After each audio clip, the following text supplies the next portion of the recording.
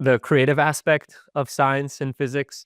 And then the last one, Elon Musk, for just like the pure grit and grind of getting something done. But for the book, I think the biggest one would be Richard Feynman, just because he was attachment is the root of suffering. Um, and so by having that non-attachment, you're able to reduce suffering, which I think always is nice in life. A good practical exercise is just counting your breaths. It's so easy, but you'd be surprised. I try to do it every night before bed, and sometimes I'll get to 16 and then I'm like, five thoughts, and I'm like, oh, wait, I forgot what number I was on. It's time to start over. The thing I'd like to add is a quote by the Buddha who said, whatever has the nature to arise has the nature to pass away. You're both right in this scenario, right? It's an example of a clopen situation like we talked about earlier, but again, it just helps show that everybody's perspective of the universe is unique, and understanding that is helpful in life just because it makes it easier to put yourself in somebody else's shoe.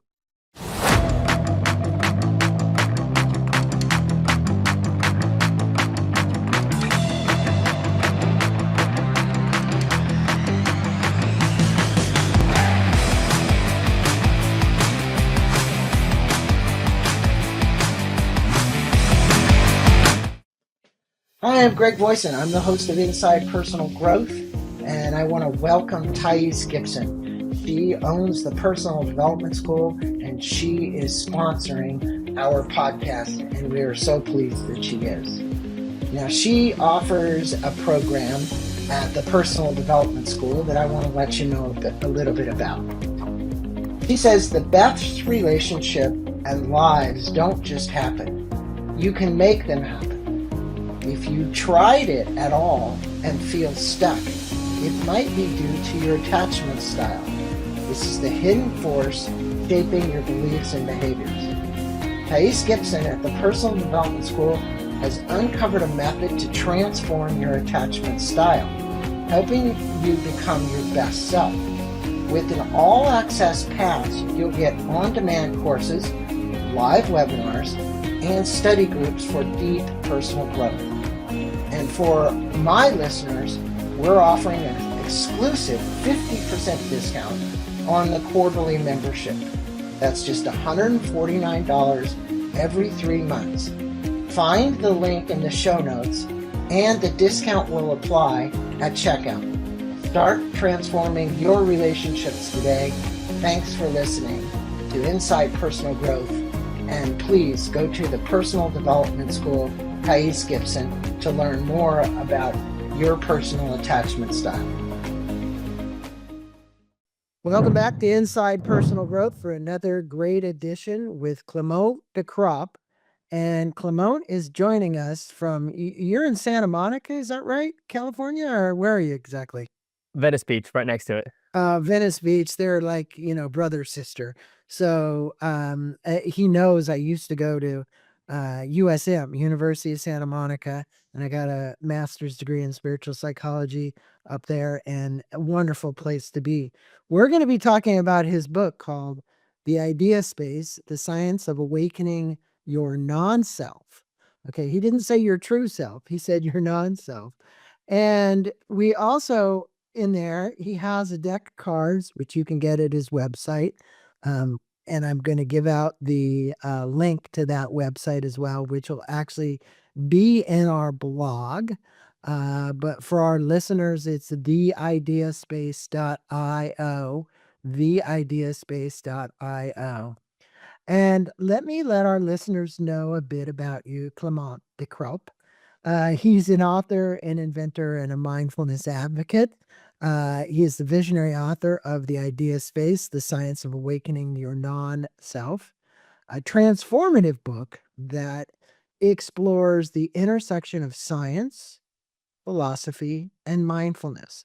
With a unique perspective, blending his background in business leadership and passion for personal growth, Clement introduces readers to the concept of idea space, a revolutionary framework for understanding creativity, consciousness, and human experience. Clement's work is rooted in belief that by challenging conventional notions of the self, we can unlock greater clarity, purpose, and fulfillment. As a thought leader, speaker, and advocate for mindful living, he is inspired individuals to rethink how they perceive reality and awaken to their full potential. Well, we got a full plate here. Come on.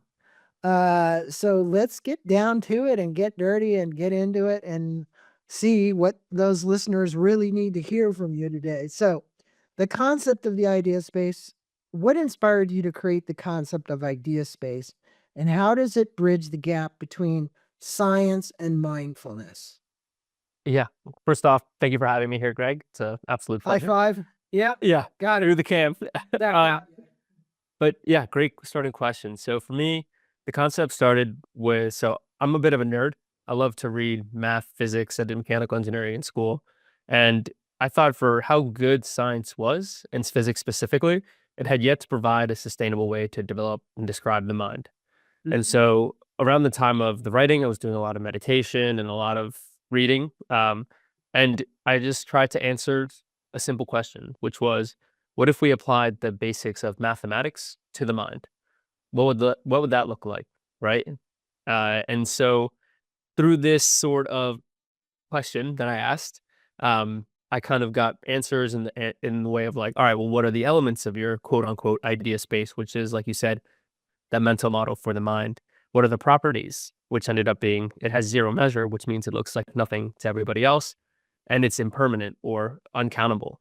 And so it kind of really divulged from there. And the whole kind of goal was to just have all of these properties that we have in mathematics and try to map those to the observations that we have of the mind so that we can describe it in a way that's congruent with modern physics and makes it so that we can talk about our mind objectively so that we can divorce ourselves from our thoughts and view them as objectively as we would stars, computers, and everything else in this world.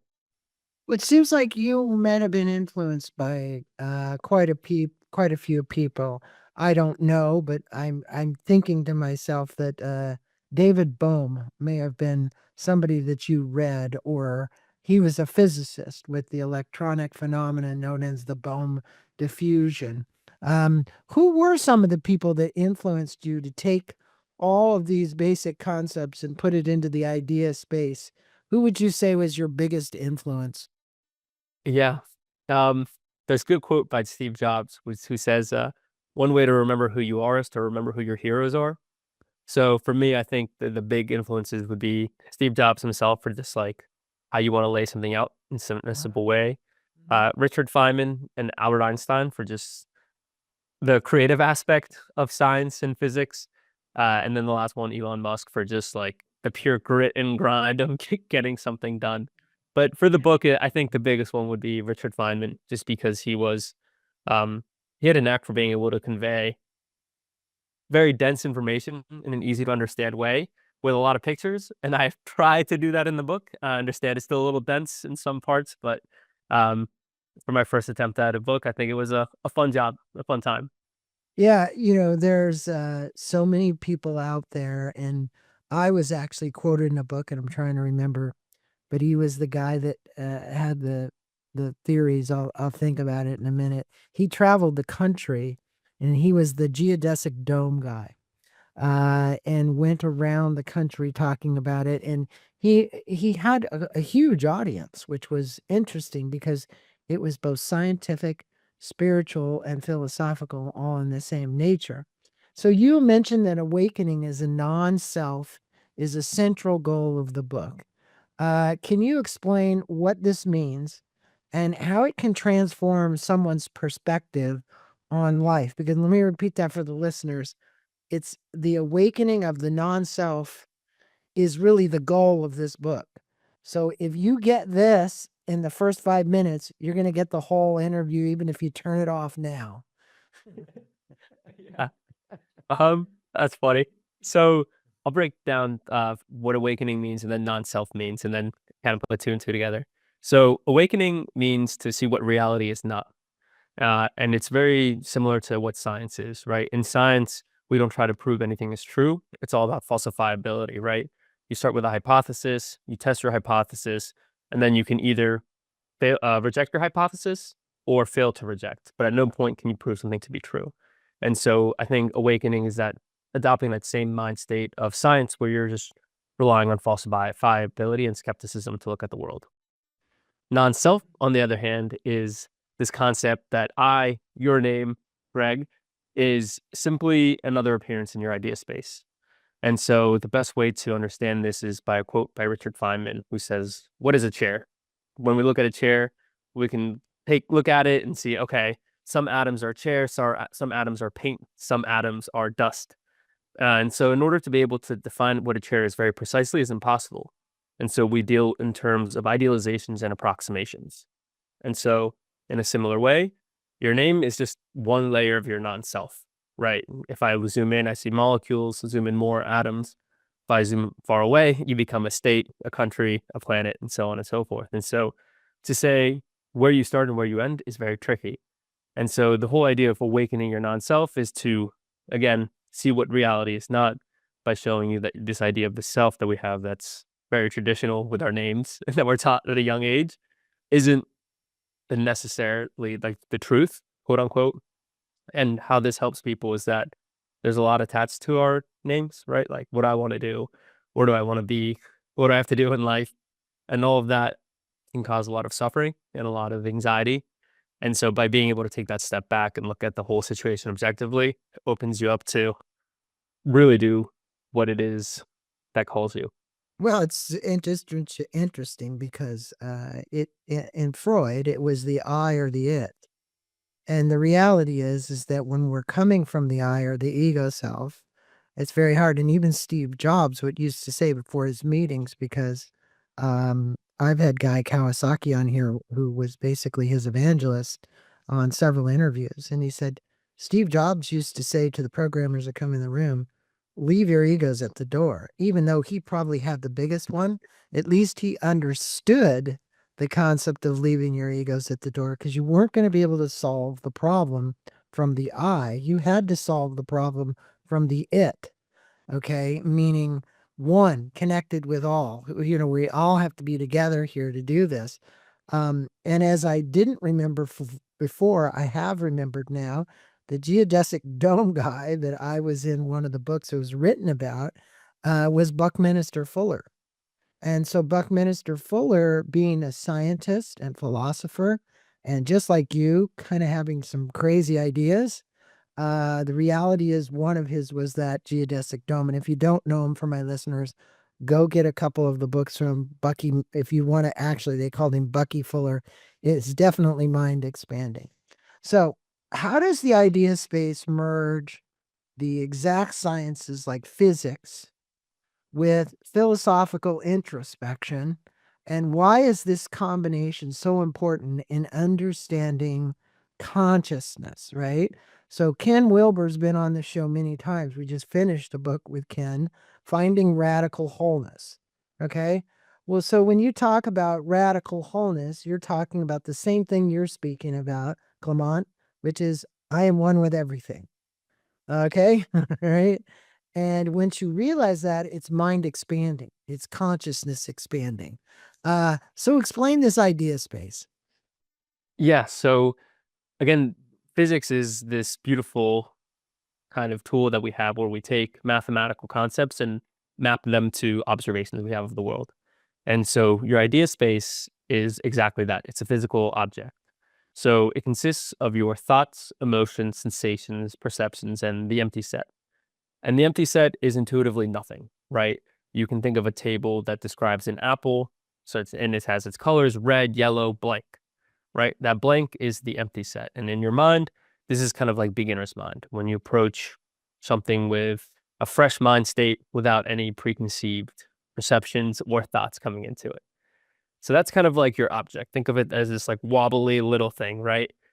And then your idea space has two key properties. The first is that it has zero measure. So you can hold something in your hand. For me, I'm holding a pen. Right? You might have like a phone or something, right? Right. Clearly, you can see it. I can feel it. But if I were to close my eyes and bring to mind a mental image of this pen, I would see the mental image in my mind. But then you can't see the picture of the pen that's in my mind, right? No. And so Correct.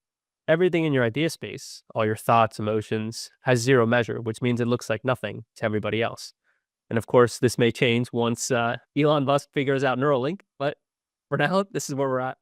And then the second property is that it's uncountable, which means that it's impermanent. And the simplest way to see this is just sit down and try to count all your thoughts as they go by.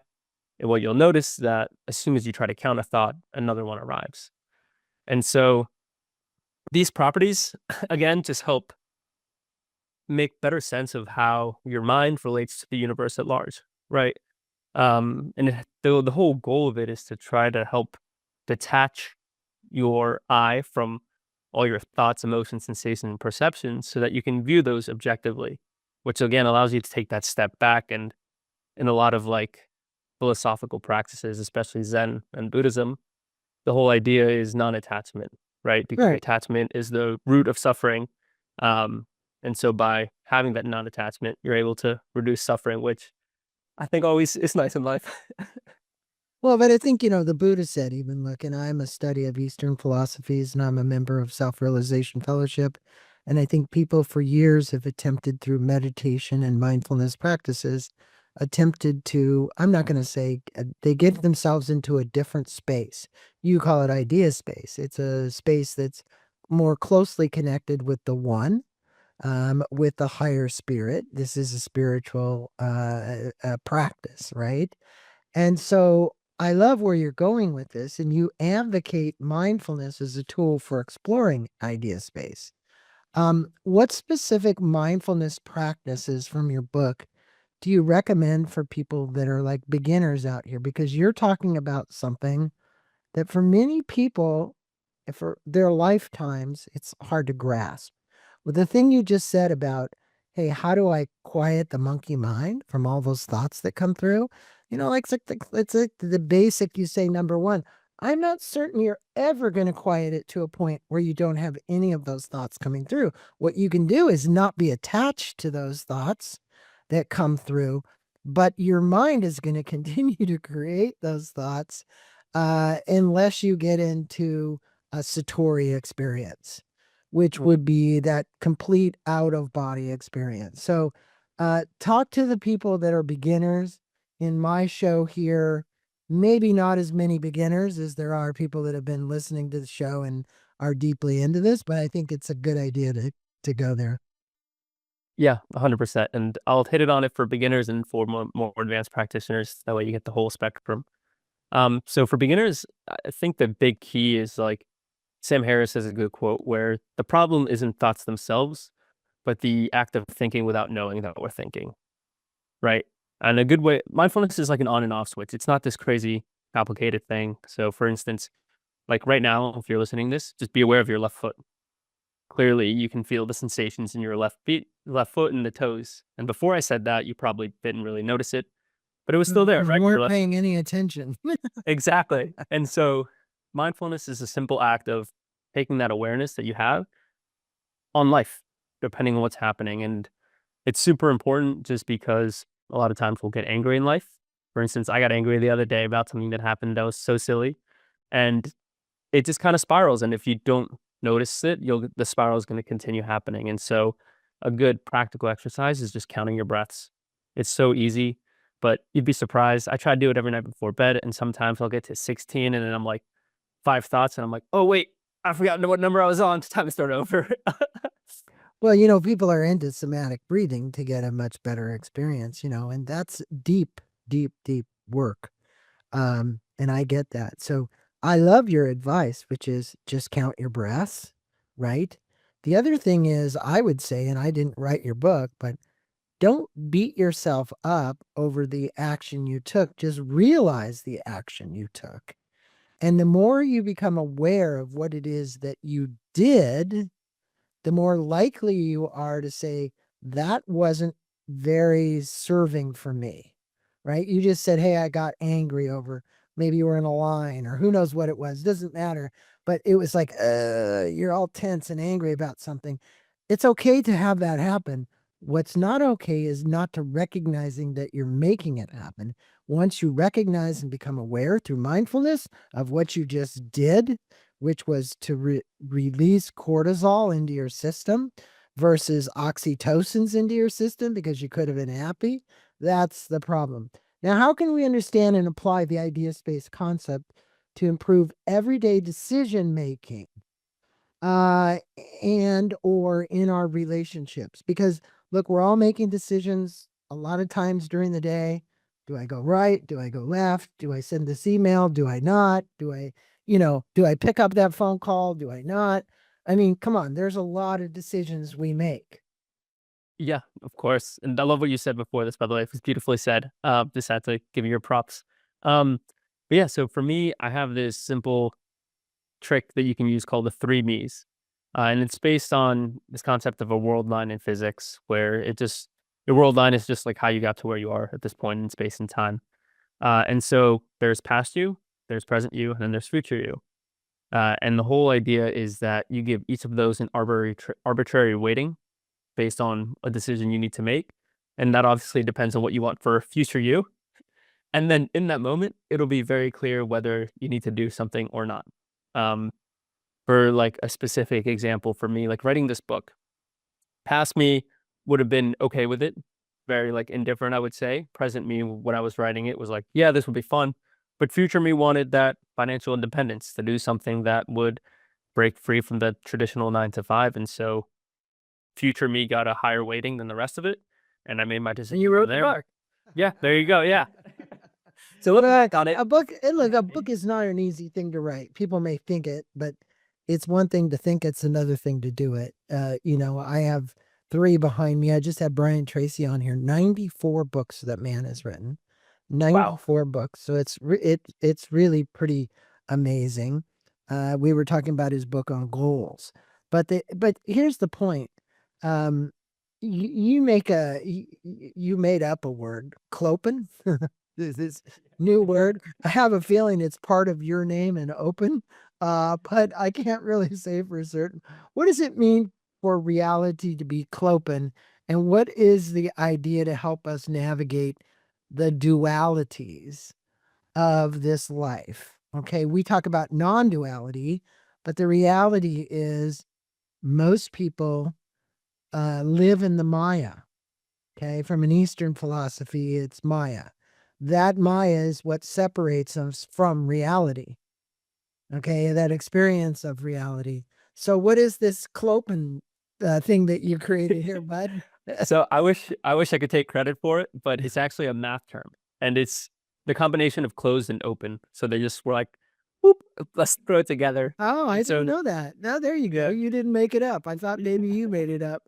I wish. But it's like, so in math, something can be closed or something can be open, Uh-huh. and um, you wouldn't really expect it, but some things in this world can be open and closed at the same time, which is very counterintuitive for like if you're thinking of a door being open and closed, right? Like how is it open and closed at the same time?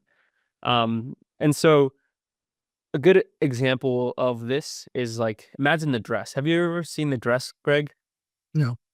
Give it a Google after this. But essentially, it's a picture of a dress, and it's black and blue for some people, and white and gold for other people. But it's still the same exact picture. So, like, depending on who's looking at it, they'll see two different things. But it's the same thing. And so, Is clothing that is kind because of of the like cones in our eyes? I would think it's something in the eyes. I'm Some not people are 100% sure. colorblind, right? And I've been Yeah, known to be colorblind. I'd be surprised what I might see, right? But there yeah, are these cones. I think they're called cones, which are part of this optic nerve and related to this very complicated system that, nature has created here. But that might be it. I don't know. But I like the open closed concept, but the reality is how does somebody out there listening to us get their head around it? yeah. That's a good question. I think it's understanding that two opposite things can be true at the same time. Mm. Um, and you can kind of see this in like day to day life, whether someone's Republican or Democrat, like they may have two opposing viewpoints, but that may be simultaneously true. Or for another physics based one, since I'm a physics guy at heart, this concept of like particle wave duality, which is when you're looking at a particle like light, does it act like a wave or does it act like a particle? And in reality, it's both, right? And so Mhm. all around us is like this particle wave duality happening literally everywhere.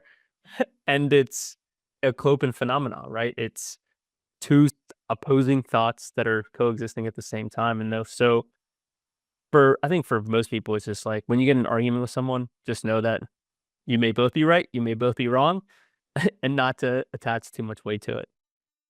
You said attach. So that leads me to this next question. Impermanence. Mm.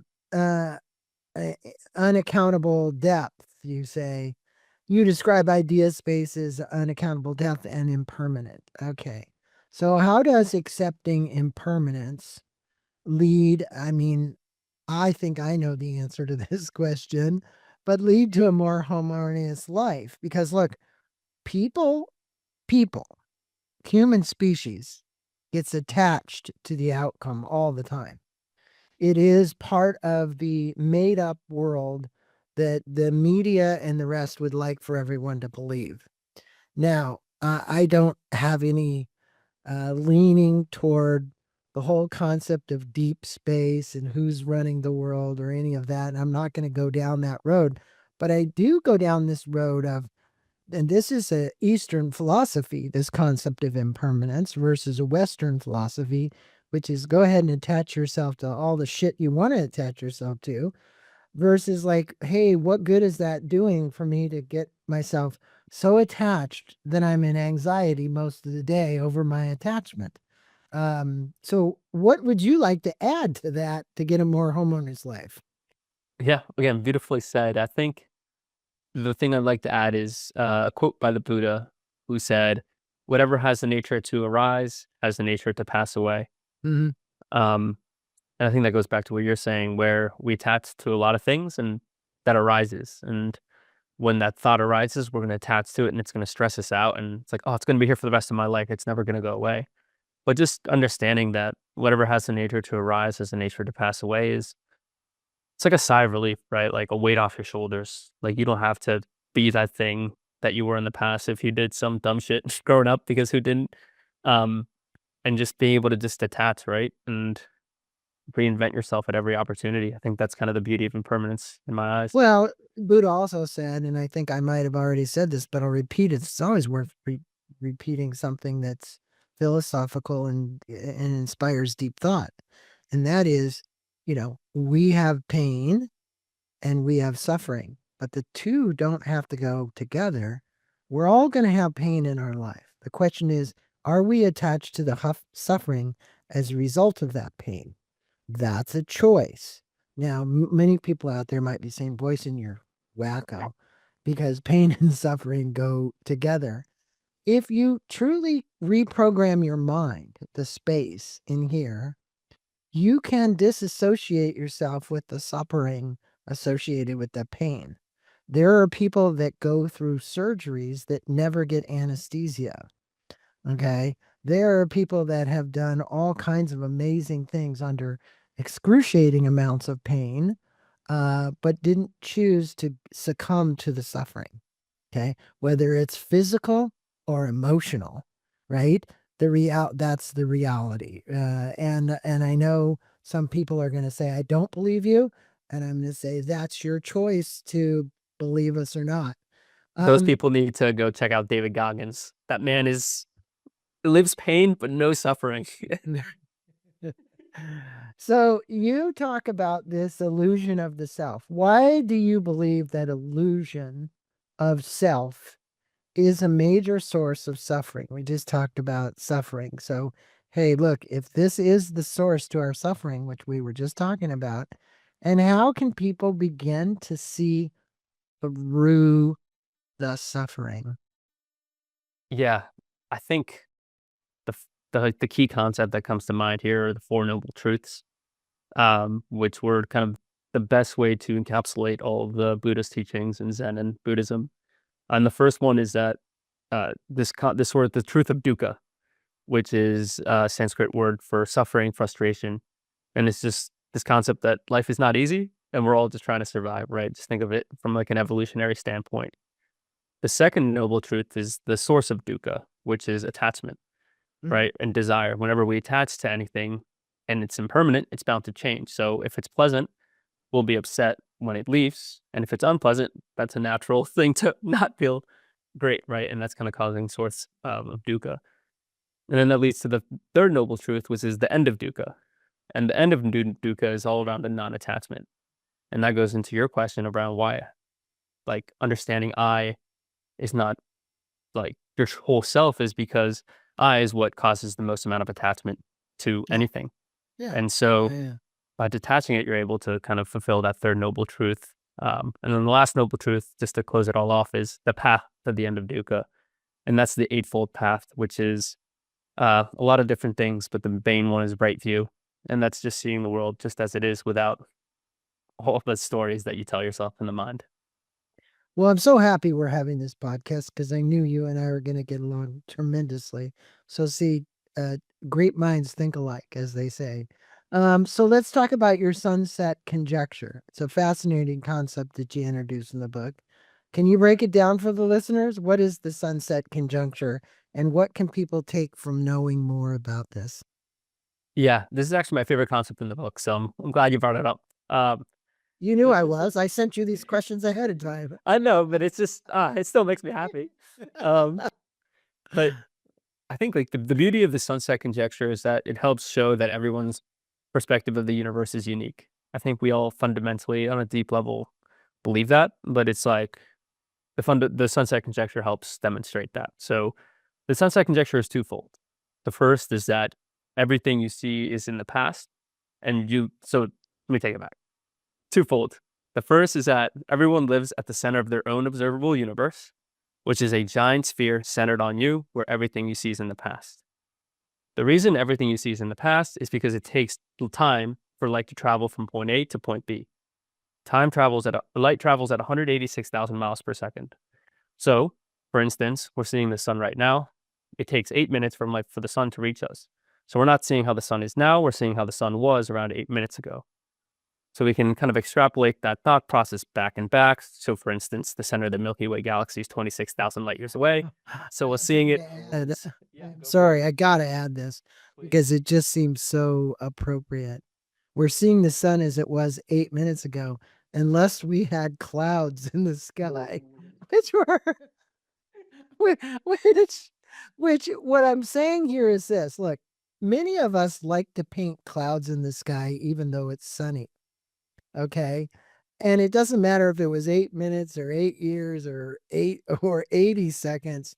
The reality is many of us need to remove the clouds so that we can see the sun. That was my point. I've just, as you were saying it, I was like, oh God, I've got to say something about the clouds.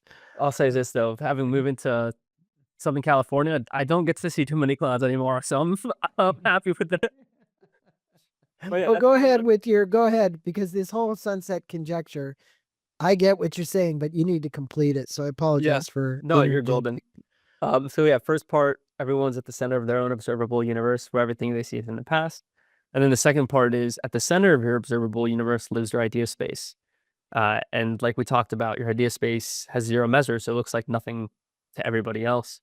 And it's best kind of captured through a little short story. So imagine you're just walking on the beach at sunset and you're like, oh, wow, it's beautiful. I see the sun's golden rays reflecting right off the water towards me.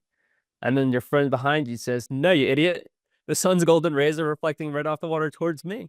And so you're both right in this scenario, right? It's an example of a clopen situation like we talked about earlier. But again, it just helps show that everybody's perspective of the universe is unique. And understanding that is helpful in life just because it makes it easier to put yourself in somebody else's shoe. Yeah. And, look, it's this whole idea of all of our universes look different to each and every one of us. We're all unique. And I think in philosophies, and I want to bring this up because there's billions of grains of sand. And when the ocean washes this up, right? And this is something that SRF talks about, is that there's actually even a little chant before a meditation about the grains of sand, that we're one of the whole. We're one of all of those billions of grains of sand out there, yet we think we're different and we're the one. And that is the reality, is that we are one of those piles of sand that's out there. When you look at it It really makes you think about it. Now, how has your journey of exploring idea space personally transformed you? And what do you think? Would you want our listeners to know? Yeah, good question. I think for me, I think the biggest thing was just like being able to take a leap of faith in life. I think with like my generation, there's a big emphasis on like going to school, getting the 9 to 5, grinding it out, retiring, and just living that life. And I think exploring the concept of an idea space helped me really put into praxis this beautiful quote I love by Confucius, which is everybody lives 2 lives. The second starts when you realize you only live one.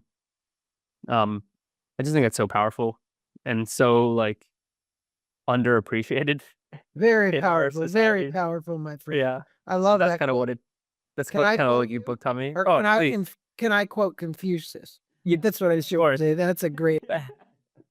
Yeah, but I think that's like the biggest takeaway I would have. Like I think the idea space helps unlock that like the second life for yourself and helps you see the world very clearly, right? The eightfold paths we talked about so that you can follow your passions and everything else you want to do in life. Awesome. Awesome way to put it. I just want to thank you for that. Now look, for readers who are skeptical about mindfulness or abstract concepts, how does your book, The Idea Space, make these ideas accessible and relevant? Because hey, look, when you dive in this book initially, and I'm going to say for my readers, this is not for the weak of heart kind of book. There's lots of graphs and illustrations, there's lines. It's truly been written by an engineer and scientist and physicist kind of mind, his mind. On the other hand, our goal and intention today in this podcast was to simplify it. And I think that's what we've done. And if you really want the simplified version, just get this 100 mindful prompts decks and practice the mindfulness stuff. So back to my question is, what do you want the readers to take away that would really be valuable for them today?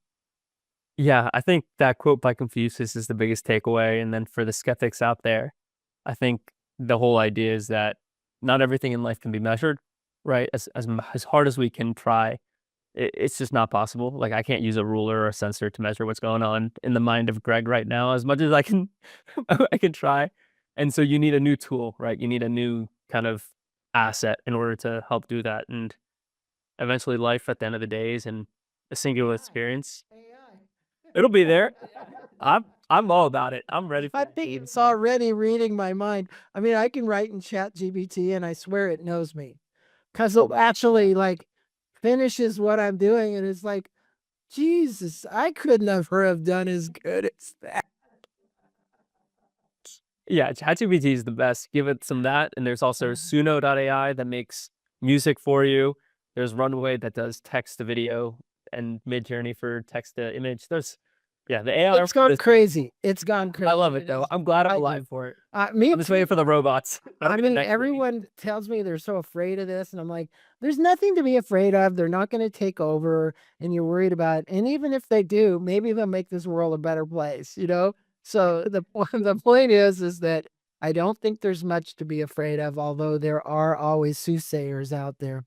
So look, Of course. in wrapping this interview up, what actionable steps would you recommend to somebody after they finish reading your book to deepen their understanding and begin their path toward awakening? Now, I said, we just did an interview, as I said, with Ken Wilber on radical awakening, right? And that is our true oneness with everything. Okay. Easier said, a little bit more difficult for people to understand. Can you give us the Clement version of that versus the Ken Wilber version of radical awakening?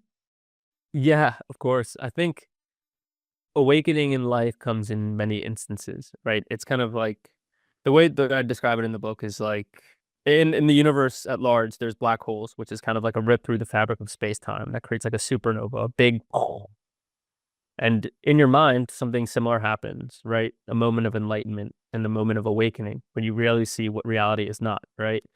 And so throughout life, you're going to have a lot of those, a lot of different moment of awakening. And the key is like, write it down. What if it's a quote that helps awaken you, a song that helps awaken you, or just like a dance or something, just like write it down. Because then in the future, you can always go back to them, read them, and it'll just make it easier to help navigate across your idea space and all those moments of awakening in time. Well, one thing I can say, Clement, you have given me an awakening, and I want to thank you for being on Inside Personal Growth. You've actually opened me up to a new term called open, which I did though, closed and open.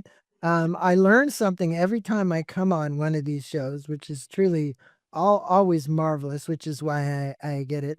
It says it says on the back of this book, for this is the front, but on the back it says the world's most interesting book. And I would say it is because the perspective of which Clement takes. The other thing I would say is go to www.theideaspace.io. I'll repeat that 3 times for anybody else who's still listening because there's so many subdomains at this point. Yeah, I ran into the other one the other day. There's a .love now. .love. Had no idea that's how it was available. So, thank you, GoDaddy. Thank you, GoDaddy, or whoever's out there doing all that. Thanks so much. Well, Clement, blessings to you. Namaste, my friend. Enjoy the rest of your day today. Enjoy your holiday season, whatever you're doing. Thanks for being on Inside Personal Growth and sharing your life experiences and your idea space book. And more importantly, your 100 mindfulness cards. I actually think that's a jump start for a lot of people. Well, thank you for having me, Greg. It's been a pleasure. I've loved the conversation. Thank you for listening to this podcast on Inside Personal Growth. We appreciate your support. And for more information about new podcasts, please go to InsidePersonalGrowth.com or any of your favorite channels to listen to our podcast. Thanks again, and have a wonderful day.